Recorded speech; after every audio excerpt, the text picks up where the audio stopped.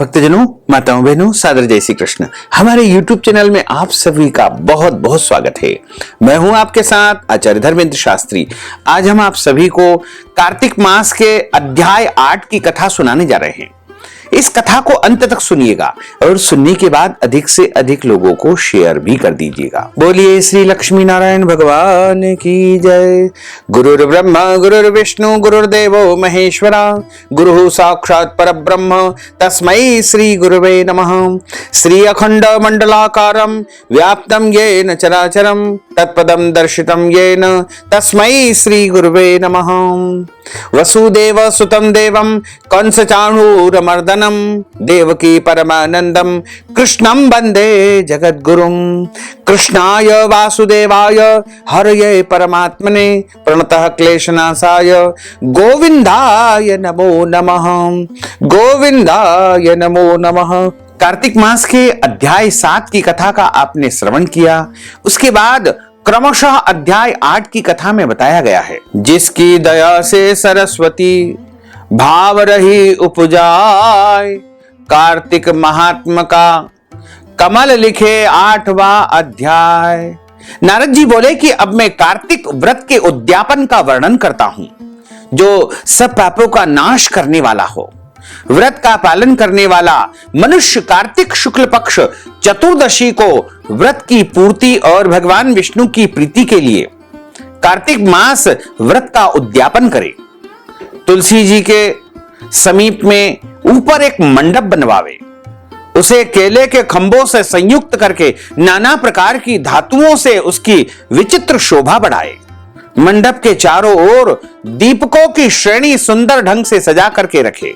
उस मंडप में सुंदर बंदरवारों को सुशोभित करके 4 दरवाजे बनाए और उन्हें फूलों तथा चंवर से सुसज्जित करे।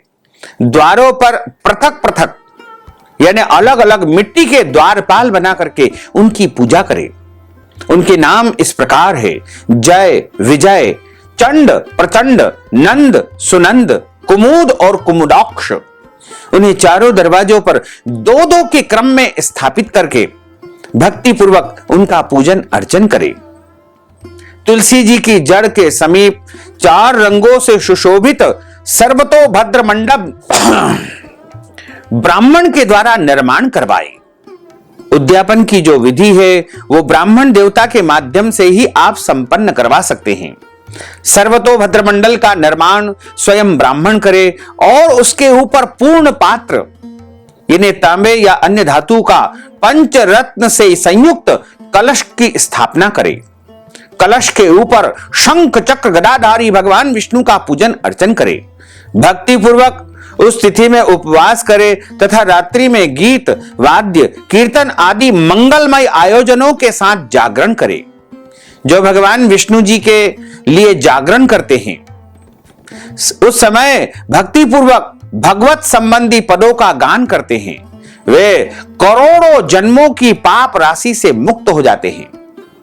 जो मनुष्य भगवान के निमित्त जागरण करके रात्रि भर भगवान का कीर्तन करते हैं, उनको असंख्य गोदान का पुण्य फल प्राप्त होता है। जो मनुष्य भगवान की मूर्ति के सामने नृत्य गान करते हैं, उनके अनेक अनेक जन्मों के एकत्रित पाप नष्ट हो जाते हैं।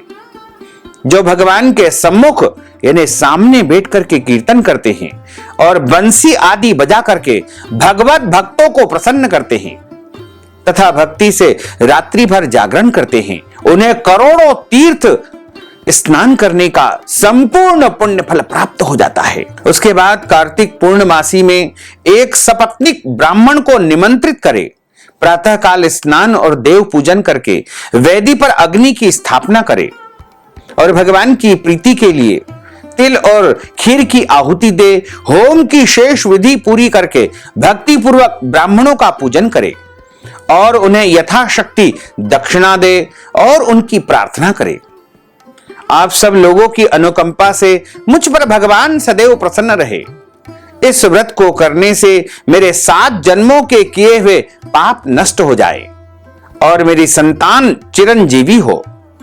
इस पूजा के द्वारा मेरी सभी मनोकामनाएं पूर्ण हो तथा मेरा अंत समय आने पर यानी मृत्यु के आने के बाद मुझे अतिशय दुर्लभ विष्णु लोक की प्राप्ति हो। पूजा की समस्त वस्तुओं के साथ गाय भी गुरु को दान करना चाहिए।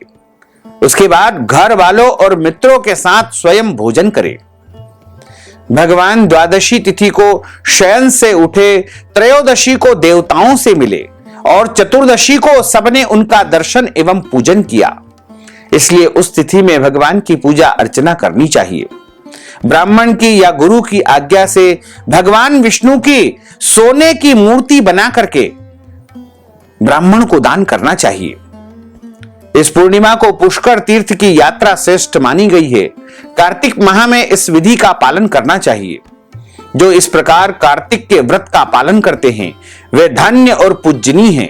उन्हें उत्तम फल की प्राप्ति होती है।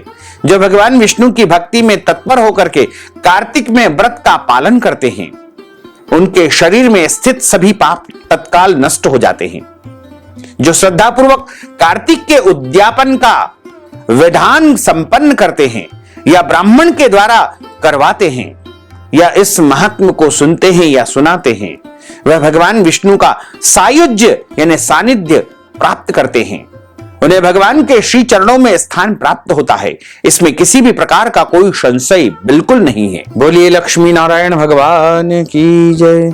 अच्युतम केशवम राम नारायणम कृष्ण दामोदरम वासुदेवम हरे श्रीधरम माधवम गोपिका वल्लभम श्री जानकी नायकम श्री रामचंद्रम भजे जानकी मनोहरम सर्वलोक नायकम श्री शंकरादि सेवितम पुण्य नाम कीर्तनम श्री राम राम राम राम राम नाम तायकम राम कृष्ण वासुदेवा भक्ति मुक्तिदायकम राम कृष्ण वासुदेवा भक्ति मुक्तिदायकम हरे राम राम राम हरे हरे हरे कृष्ण कृष्ण कृष्ण हरे हरे श्री कृष्ण गोविंद हरे मुरारे है नाथ नारायण वासुदेवा है नाथ नारायण वासुदेवा है नाथ नारायण वासुदेवा। बोलिए श्री लक्ष्मी नारायण भगवान की जय। श्री द्वारकाधीश भगवान की जय। श्री गिरिराज धरण की जय। श्री बाल कृष्ण लाल की जय। श्री श्याम सुंदर यमुने महारानी की जय। जगत गुरु श्री वल्लभाधीश की जय।